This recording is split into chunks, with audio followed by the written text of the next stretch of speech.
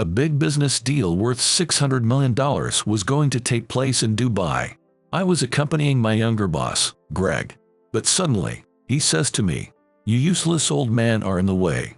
Wait outside." I obediently did as I was told. In the scorching heat, I waited for a full 3 hours, staying hydrated and all, for that moment to arrive. After a while, a breathless man and Greg came rushing over. "Do you know who this is?" Not knowing what had happened, Greg looked utterly confused. Right after that, he took a sharp breath when he heard what the man had to say. "My name is Frank Johnson, and I just turned 60 the other day. I started working right out of high school at 18, and I've been with this company for a little over 40 years now. I've been around since the company was small, with just a handful of employees. Now it's grown into a big corporation with headquarters in the East, 2 branches in the West, and offices all over the country. The boss who took me in is now the honorary chairman, but that's just a title. Word is he's enjoying a peaceful life with his beloved wife. His son took over as CEO after him and made the company grow even more. Leaving a company I cared so much about was kind of sad, I have to admit. Now, this is all about what happened right after I retired when I hit 60. A re-employment program.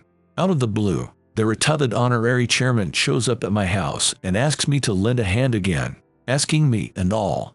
To be honest, I was not planning on working anymore. I had saved up more than enough while I was working, and got a pretty nice retirement package too.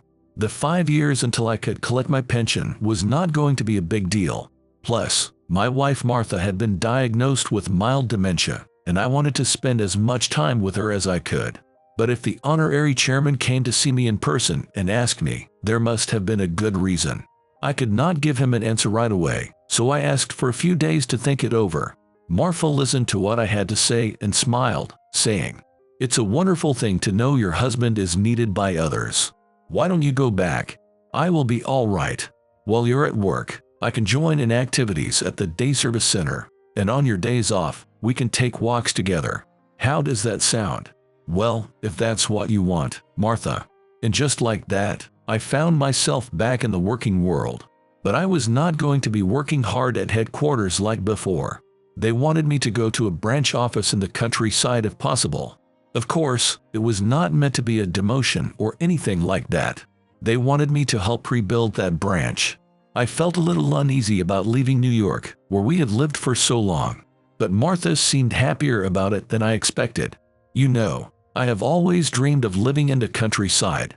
Sure, it might not be as convenient as New York, but I have always wanted to grow my own vegetables and paint in nature." Martha said this while moving her paintbrush. She's an artist, you see. She started painting as a hobby because she was always kind of sickly and could not work a regular job. But it turned out she had a real knack for it. I have always let Martha make all the big decisions in our life.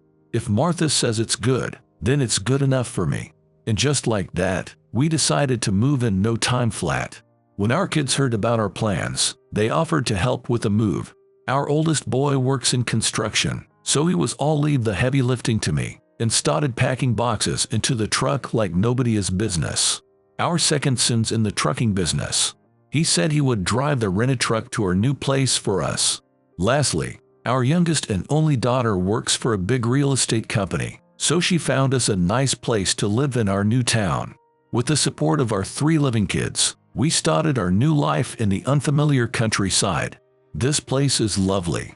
There's more than enough land to grow vegetables, and with so few buildings around, you can see the stars so clearly. You know, I've always dreamed of a life like this. We rented a small, single-story house.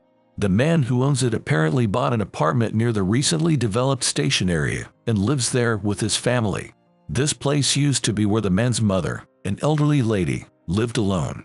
He's been maintaining it unoccupied all this time, wanting to preserve the cherry tree in the garden that his mother left behind. The inside of the house was regularly cleaned, so it was surprisingly tidy for a vacant property. The owner told us, "Please feel free to use my mother's house to your heart's content." It seems they had trouble finding tenants due to the poor access. Also, finding someone who would take good care of his mother's house was a concern, so it had been empty for several years. He said he agreed to rent it to us because he knew and trusted our daughter. Being in the countryside, the rent was very affordable, and we were grateful to be able to use it. A while after we settled in and finished moving, I faced my first day at work. Martha doesn't have a Class C driver's license, but I do, so I made sure to drive carefully, always prioritizing safety. Everyone welcomed me warmly. "We've heard about you from the branch manager. You've worked at headquarters for over 40 years and contributed to the company's growth since its early days. We're so glad to have someone like you here, Frank. Looking forward to working with you." A male employee, probably in his late 20s, greeted me very politely. All the other employees were just like him, and I felt relieved. At headquarters, there was always a fierce competition for promotion, creating a tense atmosphere, but it didn't seem to be the case here. However, my relief was short-lived as the situation started to look a bit dicey. If he's been working since the company's early days, he should have been promoted to an executive position by now. The fact that he retired as a regular employee and is now working again through a re-employment program must mean he's really incompetent. "Greg, you shouldn't say such things. I don't acknowledge you at all." Ignoring the young employee's attempt to stop him, the sales department manager, Greg Stevens, glared at me as he spoke. He was 58 years old, 2 years younger than me. This type of person was common at headquarters. They had excessive pride and were difficult to deal with. If you upset them even slightly, they would force their subordinates to work overtime, causing trouble. However, this Greg Stevens seemed to have a different attribute. While he spoke in an obviously unpleasant, condescending manner, he was extremely competent at his job. "Hey, Harry, I told you to report to me, didn't I? Taylor and Kevin, you too. All you young ones need to report your every move to me." He called out to the young employees, whose faces and names I couldn't match yet, and started lecturing them endlessly. At first, I thought he was just taking out his frustrations on them. But after a month, I understood why Greg had been so insistent. The 3 young employees he had singled out for warning were prone to making mistakes due to their failure to report. Greg was observant of people. What he said was probably correct, but his way of expressing it wasn't exactly gentle. "Come here for a moment." Greg called out to me as I was carrying and organizing some documents. "Yes, what is it?" "You're not a new employee, and with 40 years of experience, I assume you know how to do your job. But this isn't headquarters. It's a branch office.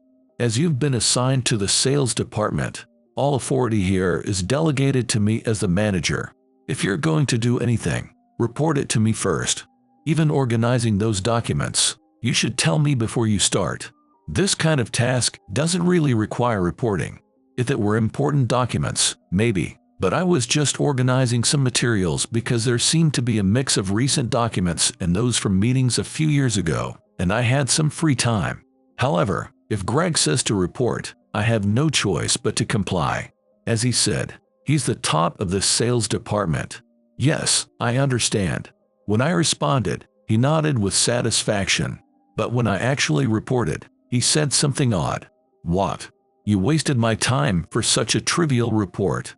Use your head to decide whether something needs to be reported or not.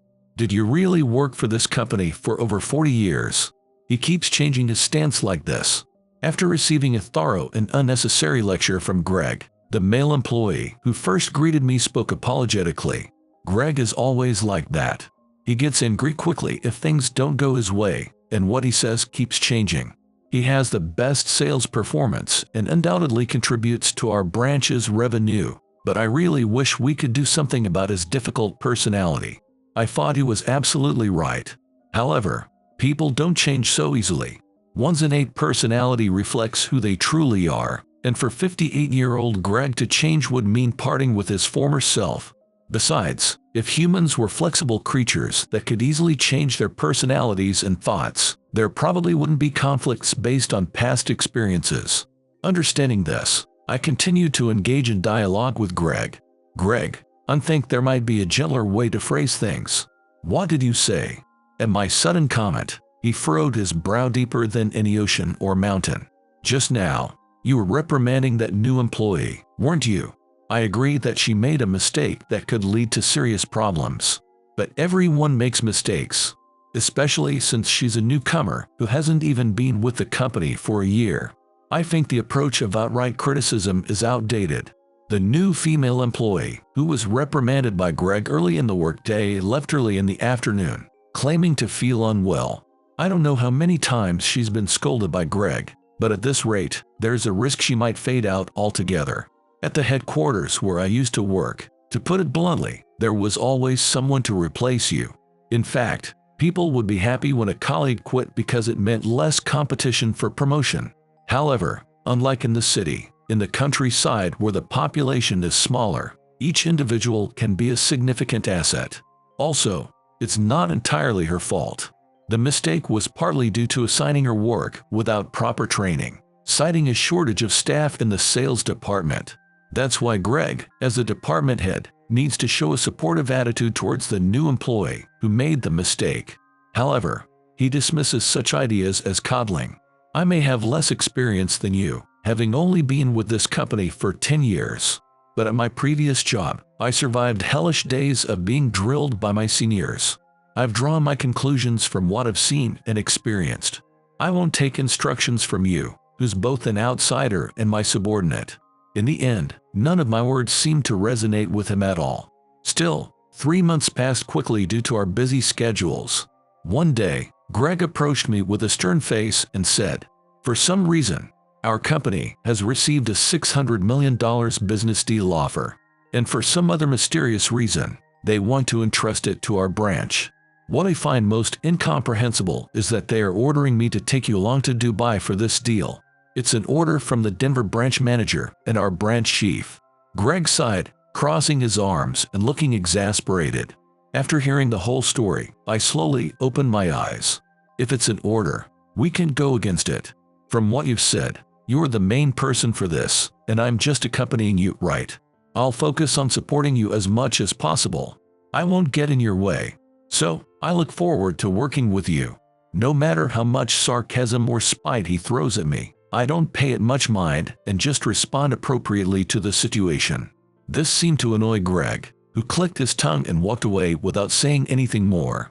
Still, a $600 million deal and a trip to Dubai.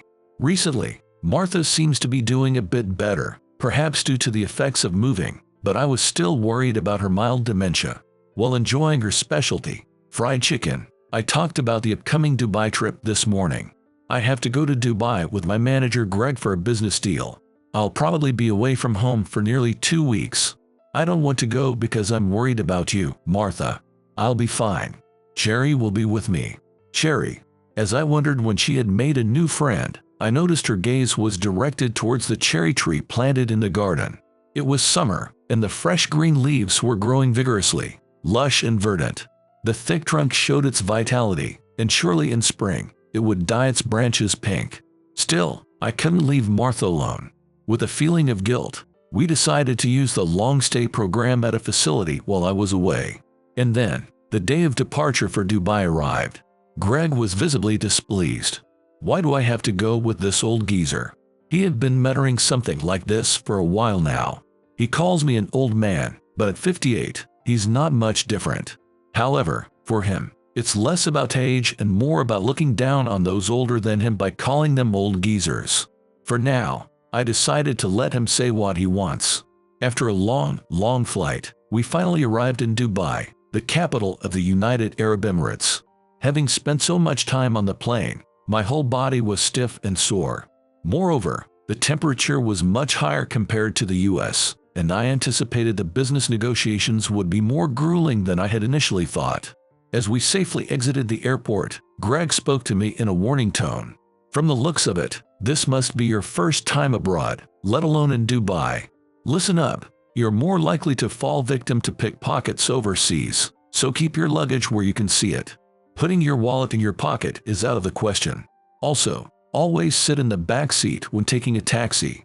And then, thinking this would go on forever, I placated him and ended the conversation.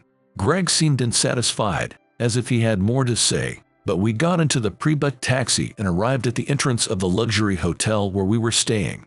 I would have been fine with any safe accommodation, even if it wasn't high-end. But apparently, Our business partners requested we stay here, so we had no reason to refuse. Greg, seemingly used to this, checked in without comment and retreated to his room. Our meeting was scheduled for noon tomorrow, so I lay down on the bed and closed my eyes. Soon after, I received an international call. It was my eldest son, and I could hear multiple voices when I answered. Actually, when I told my eldest about Martha, he offered to take care of her for the 2 weeks. The timing coincided with his kids' summer vacation, so they were excited to stay in the countryside for 2 weeks. So, they set up international calling to report on how Martha, my son and his wife, and the grandkids were doing together at our house. It must be evening there, right? The grandkids were still sleeping. They were tired. It was 6 p.m. in Dubai. The time difference with Las Vegas is exactly 11 hours, so it was 7 a.m. there. You stayed up so early for me. Don't push yourselves, just enjoy your time. After Martha, I heard my son and his wife's voices. Now I could focus on work without worry. Perhaps because my anxiety had dissipated, I fell asleep instantly after finishing work. The next day, I had a delicious breakfast and prepared myself, getting in the right condition for the meeting. On the other hand, Greg, who hadn't shown his face since yesterday, looked terrible. His suit was impeccable as always and his hair was neat, but his complexion was awful. He had dark circles under his eyes, as if proclaiming he'd stayed up late and wasn't feeling well. Are you all right? If you're not feeling well, I could handle today's meeting. As I started to say this, Greg cut me off and stated his opinion. I don't need your support. I'll definitely make this deal successful in my own way. I'm aiming for a promotion to the New York headquarters. To be precise, an executive position. Adding this, Greg grinned confidently and regained his composure. The designated meeting place was a small cafe in an area lined with skyscrapers. The interior had a luxurious atmosphere predominantly in white, with touches of blue scattered about, creating a cool space. As Dubai rarely sees rain, it didn't have a roof, making it very open, with the ceiling completely removed. Servers dressed in white and blue uniforms, matching the interior, were serving food to people enjoying a leisurely holiday. I thought it was a lovely space. However, Greg was frowning with his arms crossed, looking somewhat displeased. After letting out a big sigh, he furrowed his brow as usual and muttered, "A $600 million deal, and they choose a cafe. Unbelievable. They must be looking down on us." I tried to calm down the angry Greg. It was probably our partner's consideration, wanting to avoid a stuffy atmosphere and proceed with the talk in a more relaxed setting. After a while, we received a call from our partner's secretary. They'll be a bit late due to some trouble they need to handle. When I said this, Greg's face changed for a moment as if he remembered something. But he quickly regained his usual grumpy demeanor and, believe it or not, started taking it out on me. "You useless old man are in the way. Wait outside." Excuse me. For a moment, I froze, unable to understand what he meant. Dubai is much hotter compared to the US. It's not uncommon for temperatures to reach nearly 104 degrees Fahrenheit in summer, and even before dawn, it's normal for it to be 95 degrees Fahrenheit. It's still morning now, so it's not too bad, but it's only going to get hotter.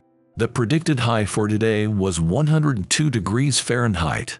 With global warming progressing, even in the US, summers can be dangerous without air conditioning. When temperatures exceed 104 degrees Fahrenheit, it becomes a scorching hell that makes the news, yet my boss had ordered me to wait outside. At first, I thought about how to argue back, but after debating in my head for a few minutes, I answered in about 5 seconds of real time. "I understand." Thinking that nothing I said would get through to Greg, I decided to simply comply. I figured I'd only be waiting for 30 minutes to an hour at most. However, our partners didn't show up no matter how long I waited. Thinking something was off, I tried contacting Greg, but he wouldn't answer my calls. I couldn't reach our partner's secretary either, perhaps because they were busy with their trouble, and 3 hours passed like this. During this time, I managed to endure this hell by drinking water I had brought and moving to the shade. Maybe I should have just gone into the store. If I had objected to Greg, I wouldn't have had to go through this. But there was a reason I deliberately didn't. As I was thinking they might come soon, I heard voices arguing from a distance. The voices gradually got closer, As I looked up, feeling dazed from the heat, I saw Malik. "Frank, so this is where you were." After greeting me, Malik angrily shouted at Greg, "You, who do you think he is?" Bombarded with Arabic, Greg looked confused. Apparently, he had left the interpreter behind and had been struggling with Malik speaking Arabic all the way here. Still, Greg was Greg. "Huh? What's this old man saying?" He just showed up out of nowhere yelling, "Frank, Frank. Hey, you old geezer. Do you know this old man?" He spat out these words and glared at Malik. Not only had he left me outside for 3 hours, but at this point, it was just pitiful. I slowly stood up and offered my hand to Malik. "It's been a while, Malik. How have you been?" "Yes, I'm well. Very well indeed. I never thought the day would come when I'd see you again, Frank." Greg froze as I suddenly started speaking Arabic. He couldn't react with anything but surprise, seeing the person he had looked down on as incompetent speaking a foreign language fluently. Ignoring Greg, Malik responded happily. The interpreter finally caught up, breathing heavily. Greg, not even trying to hide his irritation, was ordering her in a harsh tone to translate what Malik was saying. Seeing the female interpreter on the verge of tears, I stepped in to mediate. "I don't know what happened, but it's not right to blame her alone. Greg, you two ran here at full speed, and she ran to catch up with you. It's not right to blame her." Hearing this, Greg had nothing to say and stopped his snarky comments with a small click of his tongue. I asked the troubled-looking interpreter to translate Malik's words for Greg again. Since I could speak Arabic, I explained the situation to Malik. He nodded slightly and began to speak. "Frank is an irreplaceable friend in my life. It was Frank and Martha who showed me a glimmer of hope when I was about to give up on everything." Martha, of course, refers to my wife Martha. When the interpreter relayed this, Greg looked puzzled. As he still didn't seem to know who Malik was, I explained. "Malik is the CEO of the company we're about to make the $600 million deal with. He's the CEO and Q, in other words, the most important person." Greg's face grew increasingly pale as he finally realized that the person he had been treating so rudely, calling him an old man and such, was actually the CEO of our partner company. CEO. Wait, I wasn't told the person in charge was coming, let alone that the top executive would be directly involved in the negotiations. To this, Greg, I said sharply, "You should have received a call from the branch manager in the US yesterday, right? Saying that Malik, the top executive, would be coming directly, so we should be respectful. Also, when I called the secretary thinking it was strange that they were 3 hours late, didn't they say the meeting time was 30 minutes ago? Greg, you realized you had mistaken the meeting time, but couldn't admit it to me and used Malik's lateness as an excuse to make me wait outside, didn't you? You must have noticed, but your pride got in the way and you couldn't even apologize to me. That's..." Greg was at a loss for words. Initially, the meeting was scheduled for 30 minutes after we actually arrived at that cafe. However, it seems our partners had encountered a problem yesterday and requested to push the schedule back by a few hours. According to Malik's secretary, they had informed the top executive in the US, and the branch manager had understood this and notified Greg. In fact, I had just received a call from the branch manager wishing us luck for the upcoming negotiation. When I was ordered to wait outside, I had already checked with various sources and knew about the change in meeting time and that the trouble had occurred yesterday, with notifications already sent out. If I knew, Greg should have known to some extent too. That's why I deliberately said nothing and waited outside for 3 hours, hoping he would realize his mistake and apologize. But until the end, Greg couldn't let go of his pride. As a result, he ended up angering Malik, the CEO of our business partner. "Those dark circles under your eyes look bad. Did something keep you from sleeping last night, making you forget about the time change and the trouble? And did you stubbornly make Frank wait outside because you didn't want to admit your mistake? Either way, you seem to lack awareness as a superior." Malik said this clearly. When the interpreter relayed this, softening it a bit, Greg hung his head. Greg was the type who excelled at work, which is why he was always in the position of scolding his subordinates. That's probably why he didn't want to admit his own mistake. As if slowly digesting what Malik had pointed out, Greg mumbled before swallowing hard. Then, he apologized to me. As CEO Malik says, it's true that I let my unnecessary pride and stubbornness make you go through that. I also received a call from the branch manager and remembered the time change we discussed on the phone last night. But by then, I had already made you wait for over 2 hours, so I couldn't bring myself to say anything. I should have known that it wasn't just an employee coming, but the CEO himself. I couldn't sleep at all last night and my thoughts were all jumbled, so I completely forgot. It's my fault. Frank, I'm sorry. Seeing this, Malik put his hand on Greg's shoulder and smiled, showing his white teeth.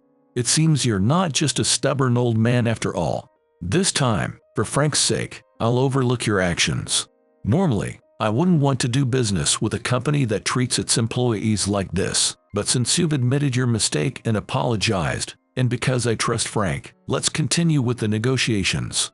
When the interpreter relayed this, Greg let out a sigh of relief. At Malik's word, we moved to the cafe we had originally reserved. The ice-cold drink seeped into my parched body. Before starting the negotiations, Malik showed Greg a photo of a painting and asked, "Do you know what this is? Is this a painting of cherry blossoms?" Hearing this, Malik lovingly stroked the painting with his thumb. "This is what Martha painted for me when I was about to give up on everything and run away." Greg answered that it was just an ordinary cherry blossom painting, but Malik shook his head. "These cherry blossoms are in Washington State. My wife was American, you see. She's passed away now, but Martha painted this and sent it to me when I was grieving. When Martha painted this picture, we had met Malik during our world trip, and after hearing Malik's story, Martha painted the cherry blossoms." After talking a bit with Malik, who was looking at the cherry blossoms with a melancholy expression back then, I asked why he had such a face and said, "You know, cherry blossoms actually bloom simultaneously across much of the US. Their history here is interesting. While there are various stories, it really began when Japan gifted cherry trees to Washington, D.C. in 1912 as a symbol of friendship. You mentioned your wife was from the States, right? That's where the first cherry trees were planted. For your wife, cherry blossoms must have been very important, perhaps indispensable in her life. The place where we met was Washington, D.C. in the U.S. In fact, Samayoshino cherry trees sent from the U.S. also bloom here every year, captivating people overseas." Martha, who painted while looking at the cherry blossoms in Washington, D.C., suggested that Malik carry it around as if it were his late wife. "My wife never left the U.S. until the end. She said she loved the States. Given my position, I basically can't stay away from the Arab world for long periods. I often travel around the world for work, and my visit to the negotiation today is part of that. The other day, my son in the U.S. contacted me to say that my wife had passed away. I asked him to preserve evidence of my wife's life forever, saying I'd pay any amount. That's all I could do. I couldn't do anything for my wife. I failed as a husband." But, Malik continued, "Martha, I'll treasure this painting. I once took a vacation and went to the house where my wife lived. There was a big cherry tree there, welcoming me. My wife was waiting under its thick trunk. When I have this painting, I feel like my wife's cherry blossoms are always with me, and it puts my heart at ease. Martha, thank you for painting this. Frank, thank you for telling me about the cherry tree." After that, we kept in touch several times. Every year, when the cherry blossoms begin to bloom, I immediately take photos and send them to Malik. Malik apparently prints out the cherry blossom photos sent to him every year and displays them in his home and office. Greg, having heard the story, had a look of realization. So that's why this deal, and the request to incorporate cherry blossom designs in the interior of the luxury hotel we're building, that was the reason. You seem to have figured it all out. Malik nodded deeply with satisfaction. When I talked to your company about the construction, the chairman told me there was an employee fluent in Arabic named Frank. I immediately said I'd be willing to make a deal if he was there. There was a possibility it could be a lookalike or someone else with the same name, but my intuition told me it was the Frank I've been exchanging emails with every year. That's why the request came to the rural branch office, and why they specifically asked for me to accompany them. Greg looked like the dots had finally connected. Then, with a deep sigh, he said to me, "If you and Malik are connected, I can relax. Actually, I forgot the script for the presentation in the US, and it wasn't saved in the cloud, so I stayed up all night trying to remember the content. But I think it's better to leave this to you now, Frank. Please, I'm counting on you. Greg, who had been calling me old geezer all this time, was now suddenly calling me Frank. It's a mystery why he was using such rough language while aiming to be a dignified superior, but this card version of him must be the real Greg. Don't worry, Greg. Malik and I have known each other for years, so we can be a bit flexible. Is that okay, Malik? When I mentioned the presentation materials, Malik burst out laughing. So that's why you had such bad dark circles. It's fine. We caused trouble too with our issues, so let's have the meeting tomorrow instead. That makes us even, right? Malik knows English words well. Since the script is in the US, there's no problem if we ask a subordinate or someone to send it over. The mask of the unpleasant boss had completely fallen from Greg's face, replaced by a refreshed expression. The next day, the negotiations concluded successfully. Although Malik had intended to make the deal from the start, he listened seriously to Greg's presentation and asked sharp questions. Greg confidently answered what he could and consulted with me when he was unsure. With the successful negotiation, we were set for busy days ahead, arranging the construction details. Greg spent his remaining 2 years until retirement properly fulfilling his role as manager, thoroughly handing over his work to his successor, the deputy manager, before cleanly leaving the company. People don't change so easily. But when Greg heard that cherry blossom story from Malik, he suddenly remembered his daughter. My daughter's name was Blossom, but she passed away from childhood cancer. My wife and I divorced because of that, and I've been alone ever since. I threw myself into work to escape the grief, always on edge because I felt I'd cry if I let my guard down. But when I saw that photo, I suddenly remembered Blossom. We don't have any connection to cherry trees, but her name means the same thing, right? I thought it wasn't fair to Blossom to keep dwelling on our parting, so I decided to stop being so stubborn. This became the last conversation I had with Greg just before his retirement. I don't know where he is or what he's doing now, but I'm sure he's spending his retirement in a way that wouldn't shame his daughter. A few years later, as Martha's condition worsened, just before she passed away, she suddenly said, as if remembering, "I want to see the cherry blossoms." With the owner's permission, we returned to that house. In the garden, a cherry tree in full bloom greeted us, its branches spread wide. Martha looked at the thick trunk and said, "Cherry, we meet again." The day after Martha reunited with her old best friend Cherry under the cherry tree, she passed away peacefully in her sleep. In the painting Martha drew just before she died, she and Cherry were together under the cherry blossoms. A bit in front of them were Malik and I, and our children too. Separately, we found a painting of just Malik and Cherry holding hands and laughing together. We gave that one to the man managing the house. Perhaps it was fate that we met Malik and ended up living in this house by chance. Maybe Martha knew about Malik's wife.